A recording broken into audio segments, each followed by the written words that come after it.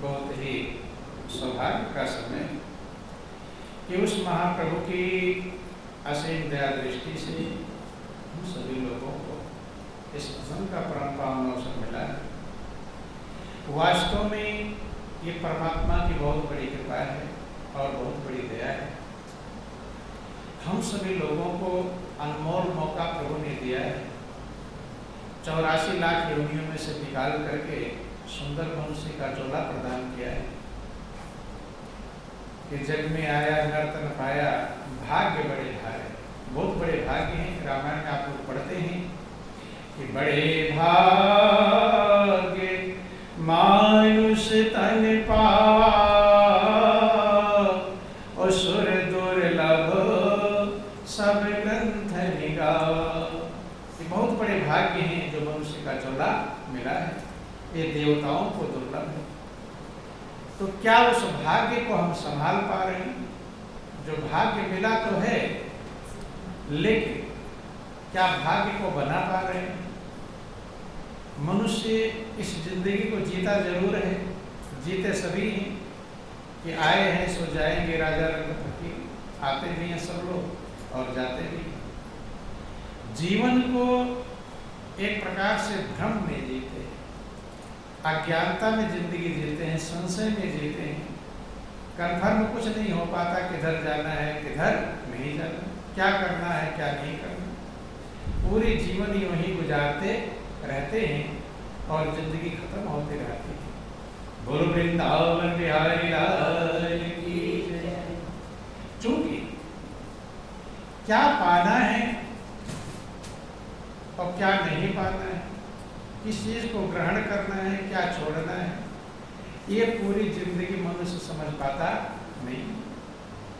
और जितने भी काम करते हैं, सभी काम के पीछे एक लक्ष्य छिपा होता है कि हमें सुख मिल जाए।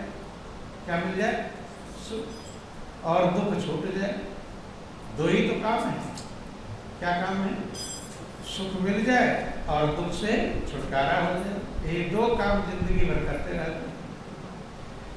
लेकिन सुख पाना है तो सुख का पता भी तो होना चाहिए, या दुख से छूटना है तो दुख का पता होना चाहिए, क्या दुख है और क्या सुख है।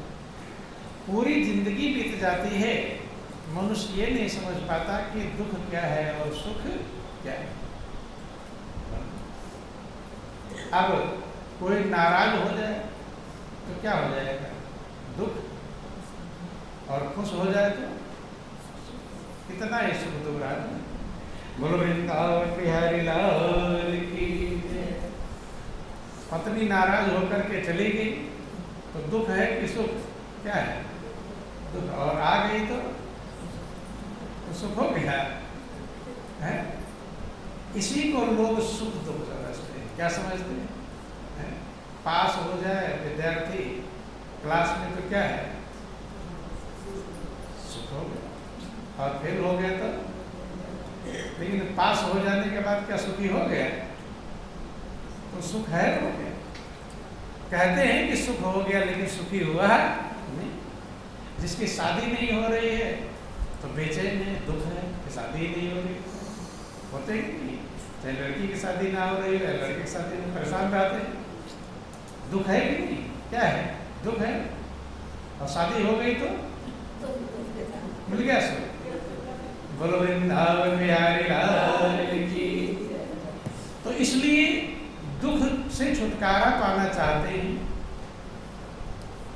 और सुख पाना चाहते हैं, लेकिन ये पता तो हो, सारा सामान रखा हुआ। अब क्या पाना चाहते तुम पहचानो ही नहीं तो लोगे कैसे? ये पहचान होना चाहिए कि क्या सुख है और क्या दुख। अब सबके लिए अलग अलग है। खिलाड़ी खेल रहा है, अगर खेल में विजय प्राप्त कर लिया तो क्या है? सुखी हो जाता। लेकिन सुखी हो जाता क्या है? थोड़ी देर के लिए मगन रहेगा, फिर दूसरे खेल में फिर वही झंझट चालू हो जाएगी। आपके जीतेंगे कि हारेंगे नहीं सुन। तो महापुरुष कहते हैं कि पूरी जिंदगी लोग दुख दूर करने में, जब दुख का पता ही नहीं दुख क्या है, दूर क्या करोगे? हैं? तो पता होना चाहिए दुख किसे कहते हैं। और यही काम जिसे सुख दुख समझते हैं, मंदिर में जाकर भगवान के सामने भी यही मांगते हैं। क्या मांगते हैं? इसी सुख दुख को मांगते हैं। यही मांगेंगे कि कोई मांगेगा मैं पास हो जाऊं, कोई मांगेगा मेरी शादी हो जाए। लड़कियां तमाम व्रत उपवास रखती है, किस लिए? सही शादी है। लड़के भी रखते हैं, लड़के कम रखते हैं, लड़कियां ज्यादा रखती हैं। किसके लिए? शादी सही है। जान रहे, ये समझ रहे कि शादी हो जाएगी तो सुख मिल गया। लेकिन जिनकी शादी हो गई उनसे पूछो, मिल गया सुख? पहले वो भी सोचते थे कि शादी हो जाएगी सुख मिल जाएगा, नहीं सोचते, ध्यान देना। लेकिन सुख अगर सही में होता तभी तो मिलता है। समझ लिया था कि सुख मिल जाएगा, लेकिन उसके बाद चालू हो जाता है टेंशन, झंझट, और जिंदगी भर वो दूर हो पाता नहीं। तो सही महापुरुष कहते हैं कि झूठे सुख को सुख कहीं और मानत है मन मोद, और जगत चले ना काल का कुछ मुट्ठी कुछ गोद। मनुष्य झूठे सुख को सुख समझता है, क्योंकि अगर सही सुख होता तो वो काम हो जाने पर आप सुखी हो गए होते, नहीं हो गए। पहले सोचा था कि ये काम हो जाएगा मैं सुखी हो जाऊंगा, सुख मिल जाएगा, और जब हो गया तो सुखी नहीं हुई, इसका मतलब सही सुख नहीं। और सबका सुख अलग अलग है, एक ही सुख नहीं सबके लिए, सबका सुख अलग है। नेता जो इलेक्शन में लड़ रहा है उसका क्या सुख है कि मैं इलेक्शन जीत जाऊं, और जो वोट देने वाले हैं वो, उनका क्या सुख है? उनका सुख है कौन नेता ज्यादा पैसा देगा। पैसा ही बांटते हैं? नहीं बांटते, उसे वोट देते हैं ज्यादा पैसा बांटे। पैसा बांटने वाले कोई शराबी के पीछे पड़ा रहता है? नहीं पड़ा रहता है। कौन नेता ज्यादा शराब बांट रहा है? वोट देने वाला का वो सुख है कि ज्यादा शराब बटोर लो या ज्यादा पैसा बटोर लो। ज्यादा पैसा बटोर लिया वोट है इलेक्शन में तो हो गया सुखी, या नेता जीत गया तो हो गया सुखी। पूरे संसार में जितनी भी चीजें लोग सुख समझते हैं या दुख समझते हैं, ना तो वो सुख है और ना ही वह दुख। अब कुछ लोग कहते हैं लड़ाई खत्म हो जाए तो शांति मिल जाएगी, कहते कि नहीं कहते कि भाई हमारे घर में लड़ाई होती है इसलिए इसी को दुख समझते हैं, और जब लड़ाई खत्म हो जाती है तब तो हो जाते हैं सुखी, उसके बाद भी सुखी हो पाते नहीं। सुख दुख की परिभाषा क्या है? मंदिर में जाकर इसी जिसे क्षणिक सुख दुख कहते हैं, क्या कहते हैं? एक क्षण में जो चीज सुख देता है और दूसरे क्षण में वही चीज दुख देता है। भूखा है, बहुत परेशान है तो दुख है, सोच रहा है भोजन मिल जाएगा तो खुश हो जाऊंगा, अब भोजन मिल गया कितने देर के लिए खुश होगा? थोड़ी देर के लिए खुश होता, फिर भूख लगी। तो महापुरुष कहते हैं इसे क्षणिक सुख है और क्षणिक दुख है। एक चीज एक समय में सुख दे सकती है और वही चीज दूसरे समय में दुख दे सकती है। तो महापुरुष कहते हैं कि ना वो सुख है और ना ही वह दुख है। क्षणिक सुख तो आप कह सकते हैं, लेकिन हमारी आत्मा शाश्वत सुख की तलाश में है। किसकी तलाश में है? शाश्वत सुख की तलाश में, वो सुख जो सदा रहने वाला है। शाश्वत सुख की खोज में भटके जीव दिन रहे, और सतगुरु की अनुकंपा बिना कबो न पावे चैन। शाश्वत सुख की तलाश कर रहे हैं, ढूंढते रहते हैं, पूजा भी करते हैं, तो कौन सा सुख मांगते हैं? इसी क्षणिक सुख को मांगते हैं कि जाके मंदिर में पैसे चढ़ाता है तू और कार कोठी रुपए मांग आता है। यही जान रहा है कि बिल्डिंग बन जाएगी तो सुखी हो जाओ, लेकिन बिल्डिंग बन गई तब हो गए सुखी। मांगा तो यही था भगवान से, कार मांगा था कि गाड़ी आ जाएगी, जब तक गाड़ी जिसकी नई नई लानी होती फिर देखना उसको क्या हाल होता है। देखिए दिन गिनता है कि 4 दिन में अब गाड़ी आ जाएगी, 3 दिन में गाड़ी गिनता है कि नहीं, कब जल्दी आएगी। और गाड़ी आएगी क्योंकि जान रहा है गाड़ी आ जाएगी सुख मिल जाएगा।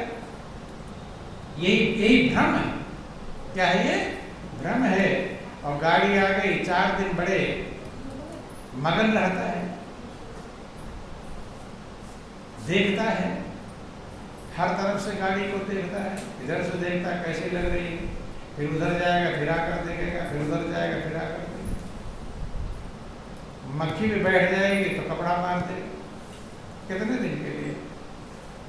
थोड़ा दिन खत्म हो गया, फीका पड़ जाएगा धीरे धीरे।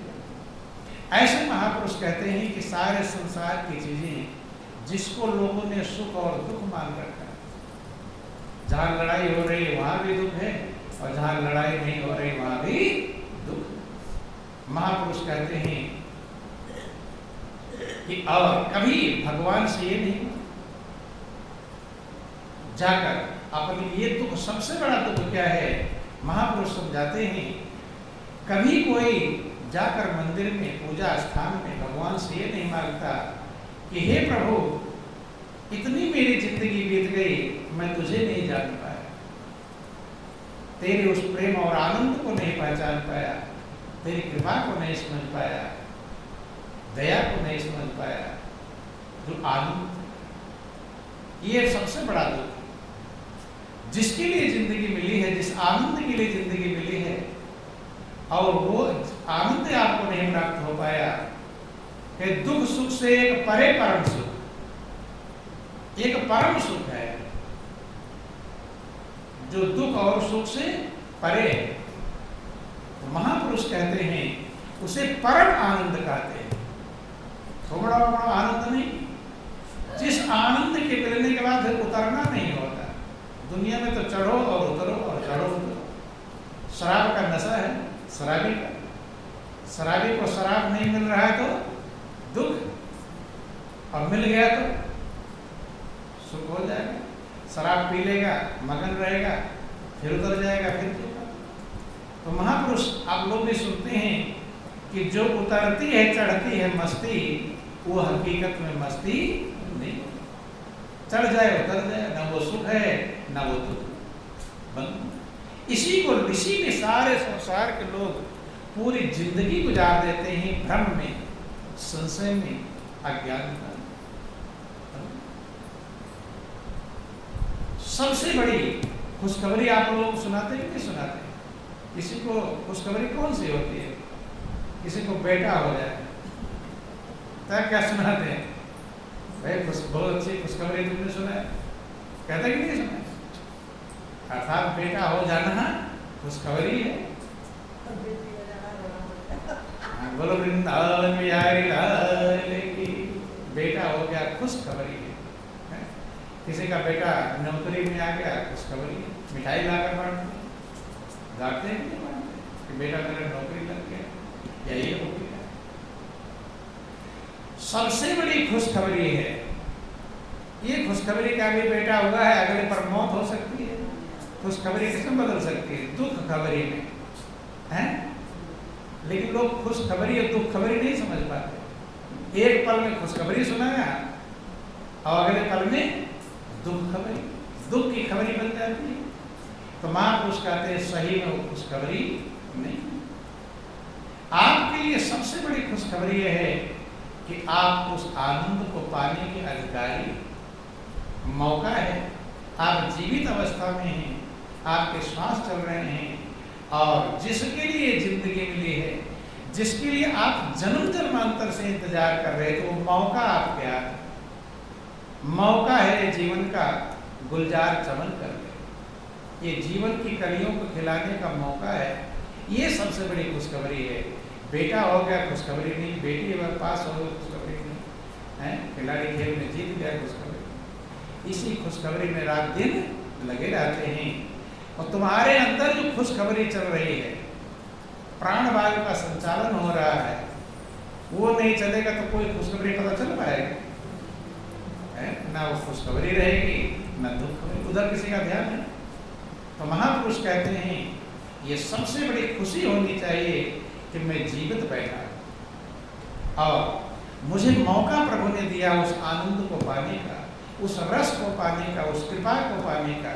उस कृपा के हकदार हैं, प्राप्त कर सकते हैं, पा सकते हैं। ये सबसे बड़ी खुशखबरी है। और जिस खुशखबरी को आप खुशखबरी बना नहीं पाते, कोई कहता है एक बहुत बड़ी खुशखबरी सुनाओ कि मैं जीवित हूँ, कोई सुनाता है?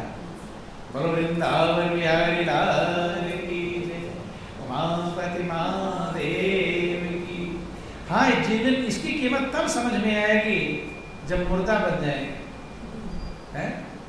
और मुर्दा ना बने, बीमार मरने वाले भी हो जाए, तब पता चलता है कितना कीमत था उस समय। जिंदा थे तब कितनी कीमत थी। सही समय बीमार भी बन जाओ तब पता चलता है कि सही थे तब कितनी बड़ी कीमत थी। जो खाट पर पड़ जाता है, उठ बैठ नहीं पाता, चल फिर नहीं पाता, वो याद करता है अपने समय का कि मैं भी एक दिन तक दौड़ लगाता, याद आता कि नहीं याद? उस खुशखबरी को समझा था कभी समझे तो दौड़ लगाते थे जो, अब गली में नहीं घूम पा रहे हैं, चल नहीं पाते। वो खुशखबरी है आप जीवित हैं और आप उस आनंद को प्राप्त कर सकते। लेकिन पूरा जिंदगी सुख और दुख धोखे का सुख है। वो दुख भी सुख धोखे का है और सुख भी धोखे का है। और ऋषि महापुरुष का जिंदगी सब धोखे में खोए दिए।